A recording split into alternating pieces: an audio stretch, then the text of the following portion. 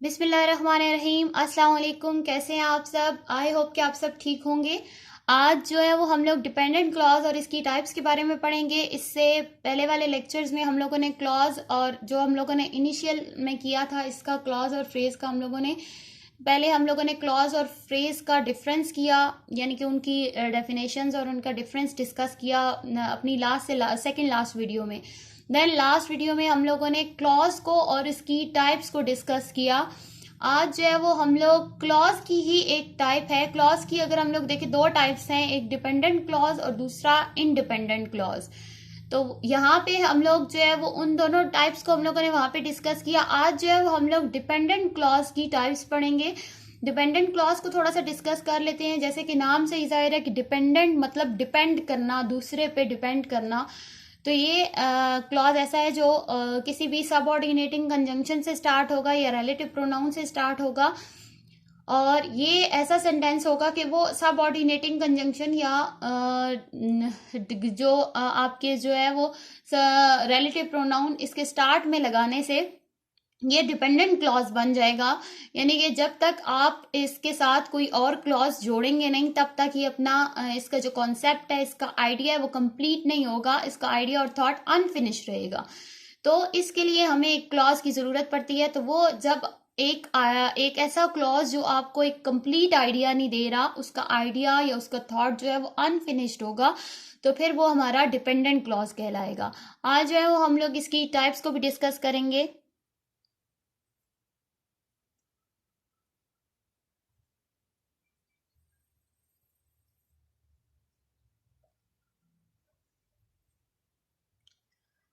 Types of dependent clause. There are three types of dependent clause: noun clause, adverb clause and adjective clause. ये तीन types हैं dependent clause की। तो one by one इन्हें detail में discuss कर लेते हैं।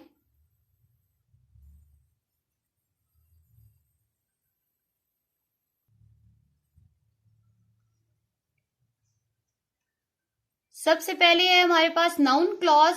नाउन जो है वो किसी भी चीज, शख्स या जगह के नाम को कहते हैं। Name of any person, place और थिंग इज कॉल्ड नाउन। हमारे इर्द गिर्द जो सारी चीजें मौजूद हैं उनके आइडेंटिफिकेशन के लिए कोई ना कोई उनका नाम रखा गया है, तो इसको ग्रामेटिकली हम लोग नाउन कहते हैं। देन क्लॉज है तो इसका मतलब नाउन क्लॉज एक सेंटेंस की सूरत में होगा। तो आपका नाउन क्लॉज जो है वो अगर आपका सब्जेक्ट और ऑब्जेक्ट हमेशा नाउन होता है या प्रोनाउन होता है।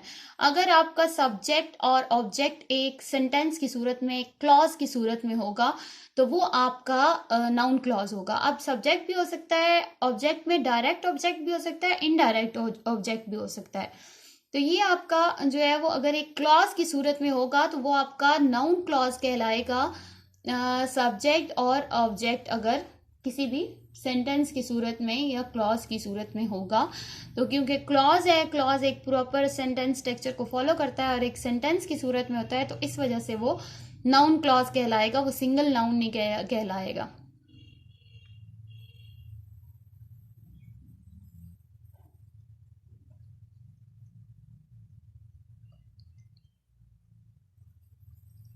अब अगर इसकी एग्जाम्पल्स को देखें, whatever we study increases our knowledge. अब यहाँ पे वट एवर वी स्टडी ये आपका सब्जेक्ट है। Then increases a verb, our knowledge object. तो यहाँ पे वट एवर वी स्टडी ये जो है वो एज अ सब्जेक्ट यूज हुआ है। वट एवर आपकी कंजंक्शन है, वी सब्जेक्ट स्टडी वर्ब, ये जो है वो एक पूरा क्लॉज है। तो ये आपका clause as a subject use हुआ है, तो ये आपका नाउन क्लॉज बनेगा। Whatever we study noun clause, then increases verb और knowledge object.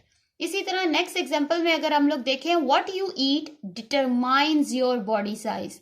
What you eat जो है वो नाउन क्लॉज यानी कि सब्जेक्ट है, determines verb, your body size object. लेकिन चूंकि हमारा सब्जेक्ट एक क्लॉज की सूरत में है, व्हाट यू ईट एक सेंटेंस की सूरत में, क्लॉज की सूरत में है, तो ये हमारा नाउन क्लॉज होगा। देन नेक्स्ट पे I buy whatever I need.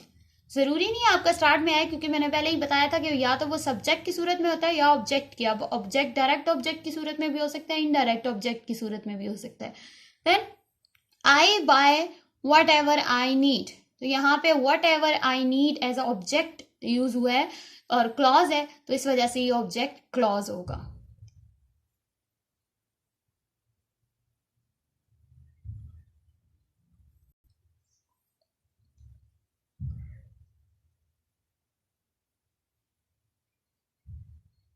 अब नेक्स्ट पे एडजेक्टिव क्लॉज। एडजेक्टिव हम लोग ऑलरेडी डिस्कस कर चुके हैं कि एडजेक्टिव नाउन में कोई एडिशन करता है, नाउन में कोई इंफॉर्मेशन ऐड करता है या नाउन को मॉडिफाई करता है, नाउन के बारे में कोई चीज बयान करता है, तो वो हमारा एडजेक्टिव होता है। लेकिन चूंकि इसके साथ क्लॉज है तो इसका मतलब है कि वो नाउन को मॉडिफाई करने वाला एक सेंटेंस की सूरत में होगा।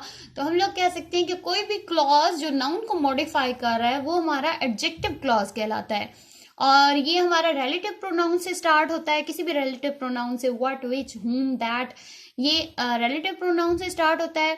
और ये जो है वो किसी ना किसी नाउन को मॉडिफाई कर रहा होता है, किसी ना किसी नाउन के बारे में कोई और इंफॉर्मेशन दे रहा होता है या एडिशन ऑफ इंफॉर्मेशन कर रहा होता है।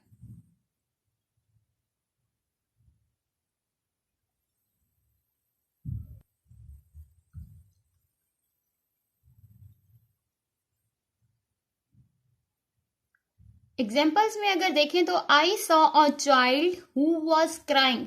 अब यहाँ पे चाइल्ड जो है वो आपका नाउन है और इस नाउन को मॉडिफाई किया जा रहा है, इस नाउन के बारे में मजीद इंफॉर्मेशन दी जा रही है कि हु वॉज क्राइंग पूछा जा रहा है। I saw a child who was crying, अब उस चाइल्ड के बारे में बताया जा रहा है जो रो रहा था।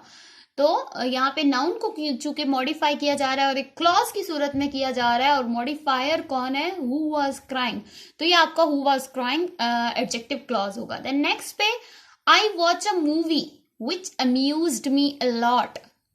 अब यहाँ पे आई जो है वो subject, watch verb, movie object, लेकिन मूवी को मॉडिफाई करने के लिए, मूवी के बारे में एडिशनल इंफॉर्मेशन देने के लिए आगे एक क्लॉज मौजूद है, विच अम्यूज्ड मी अ लॉट। तो ये आपका विच अम्यूज्ड मी अ लॉट जो है वो आपका एडजेक्टिव क्लॉज होगा।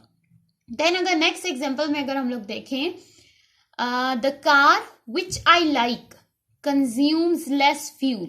अब यहाँ पे कार को मॉडिफाई किया जा रहा है कि विच आई लाइक, कार के बारे में बताया जा रहा है कि वो कार, उस कार की बात की जा रही है विच आई लाइक, जो मैं पसंद करता हूँ। तो ये आपका विच आई लाइक जो है वो एडजेक्टिव क्लॉज है, यानी कि अगर नाउन को मॉडिफाई किया जाए एक सेंटेंस की सूरत में तो वो आपका एडजेक्टिव क्लॉज होगा। और वो आपका नाउन के, ज्यादातर ये नाउन के साथ यूज होता है, उसी नाउन के साथ जो जिसको ये मॉडिफाई कर रहा होता है।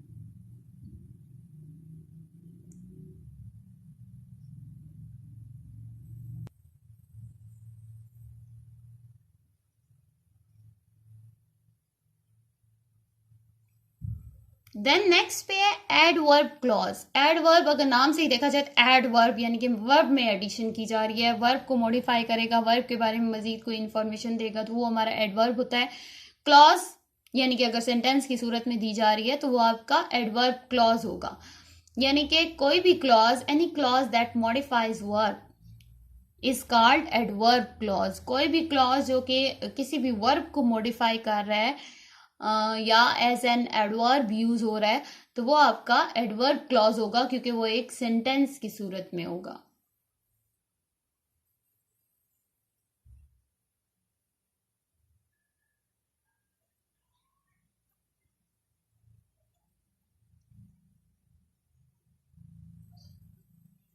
इसके examples, call me when you need my help.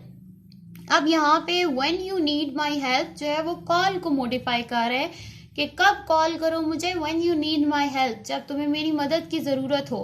क्योंकि यहाँ पे कॉल वर्ब है और वर्ब को मॉडिफाई करने के लिए एक आगे पूरा सेंटेंस मौजूद है, when you need my help, तो when you need my help आपका एडवर्ब क्लॉज होगा।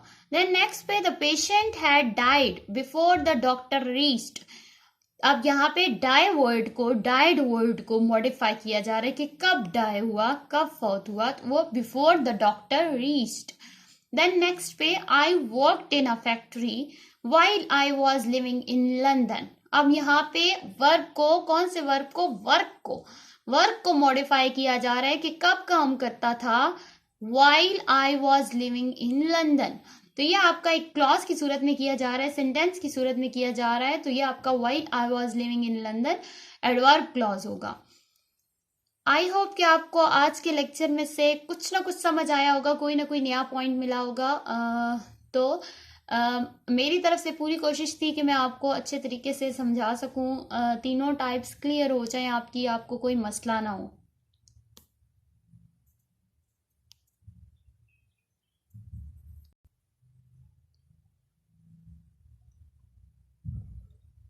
अगर आपको ये वीडियो पसंद आई है या आपने इससे कुछ गेन किया है तो kindly like, subscribe and share my channel.